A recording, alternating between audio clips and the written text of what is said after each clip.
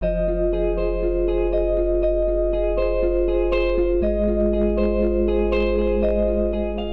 di masa sekarang hanya memperdulikan hasil, yang sebenarnya juga tidak berdampak baik bagi petani itu sendiri. Apakah hidup petani semakin sejahtera? Kapan kita mulai mau sadar kalau ada yang salah dengan pertanian kita? Kita semua adalah para perusak tanah. Saya dan Anda adalah pembunuh banyak mikroorganisme baik di dalam tanah, yang justru membuat kita semakin bergantung dengan pupuk kimia, pestisida, dan lain-lain. Pemerintah rata-rata harus mengeluarkan dana hingga 30 triliun setiap tahun hanya untuk mensubsidi pupuk kimia. Apakah kuantitas dan kualitas pertanian semakin membaik? Saya jadi ingat pupuk. Berapa puluh tahun kita subsidi pupuk? Setahun berapa subsidi pupuk? 30-an triliun. Berapa Bu Menteri Keuangan? 33 seingat saya. 33 triliun setiap tahun. Apakah produksi melompat naik? 33 triliun. Saya tanya kembaliannya apa? Jelas ada yang salah dengan dunia pertanian kita. Anda tahu dari mana subsidi tersebut didapat? Dari hutang dengan asing. Sebuah agenda yang sempurna. Sekali lagi jangan salahkan pemerintah, karena pemerintah hanya ikut sistem. Pemerintah pun tidak berdaya menghadapi sistem ini. Kekuatan sesungguhnya ada di Anda, ada di rakyat, people power. Jadi mulai bersuara dan bergerak untuk berubah harus sudah mulai dilakukan jika kita ingin keluar dari lingkaran iblis ini. Di video bagian pertama, kita sudah membahas mengenai pupuk kimia berbahan nitrogen yang menjadi pupuk wajib bagi dunia pertanian di masa sekarang, yang sebenarnya diciptakan hanya oleh segelintir elit saja, yang justru membuat dunia pertanian semakin memburuk dari masa ke masa. Dampak paling signifikan malah didapat oleh para petani yang sudah dibuat candu dengan produk-produk ini. Di video kali ini, saya akan memaparkan kepada Anda tentang revolusi dunia pertanian yang masih merupakan bagian dari agenda global untuk memiskinkan para petani di seluruh dunia, termasuk Indonesia. Mereka memang melakukannya dengan sangat baik sampai kita tidak sadar bahwa kita juga ikut terlibat di dalam sistem yang mereka buat. Video ini adalah bagian kedua dari serial Total Control Dunia Pertanian. Mari kita mulai. Selamat datang kembali di Munandar TV.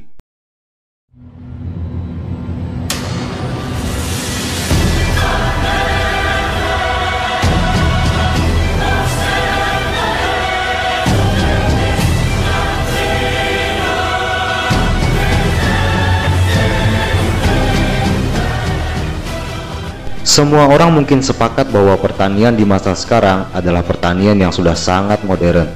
Tapi, cara pandang seperti ini tidak sepenuhnya benar.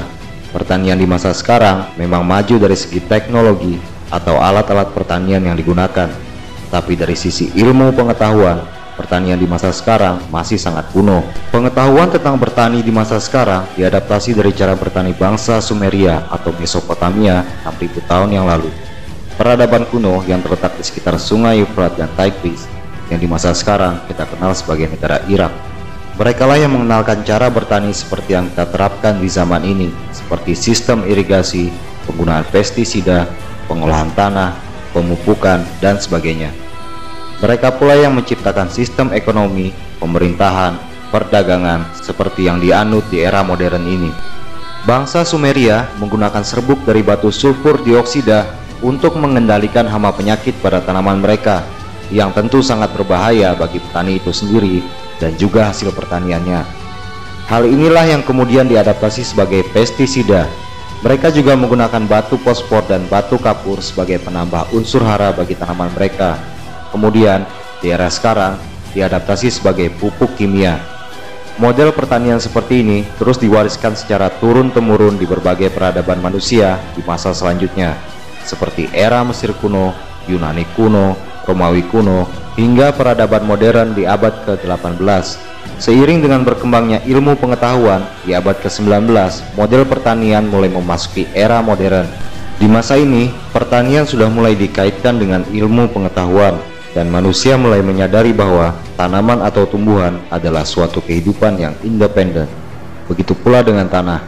Penggunaan teknologi seperti mikroskop mulai diterapkan untuk melakukan berbagai penelitian.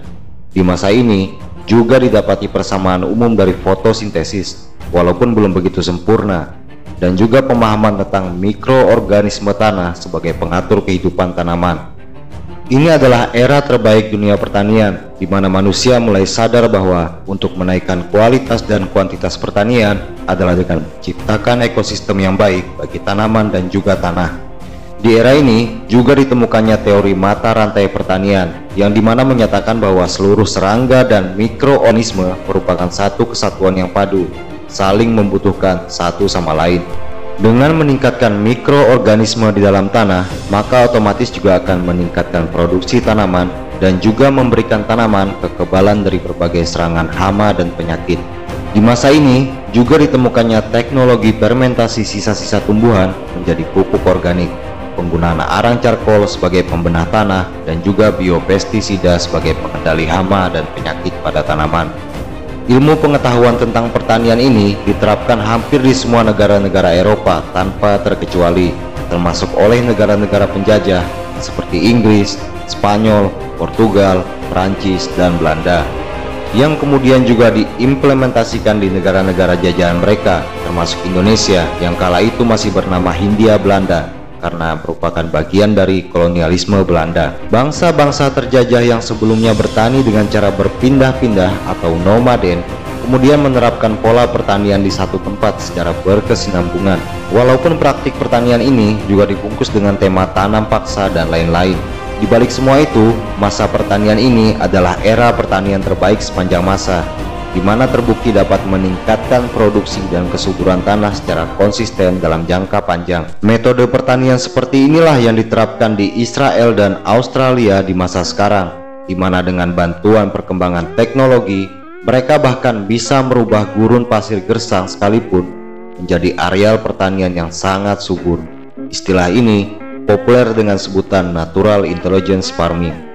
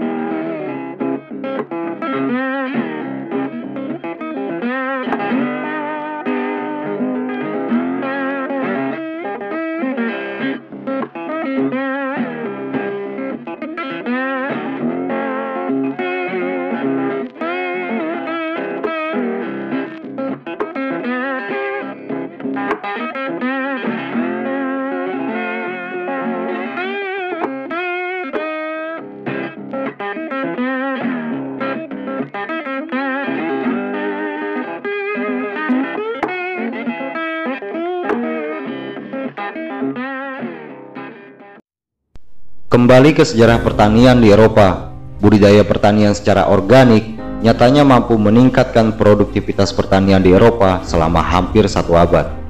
Tanah-tanah gersang pun mampu dirubah menjadi tanah-tanah yang subur.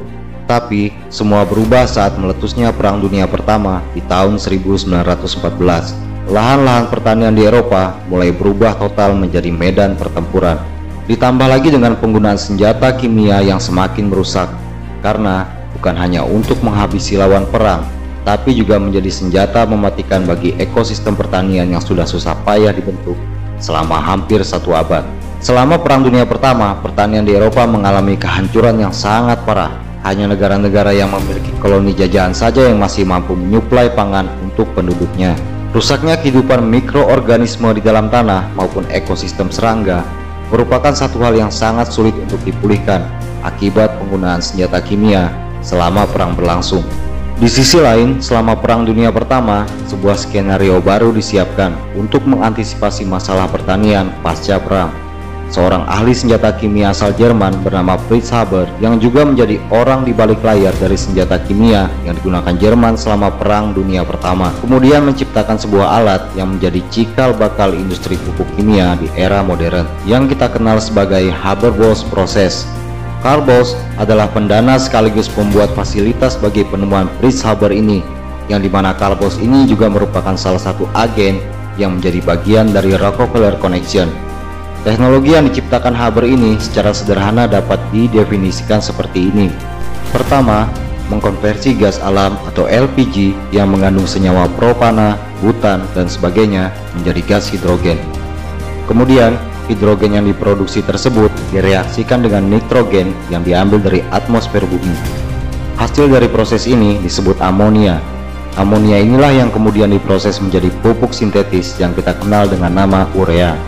Sebagai tambahan informasi, atmosfer di udara mengandung lebih dari 70% nitrogen, tapi tanaman sendiri tidak bisa menyerap nitrogen secara langsung.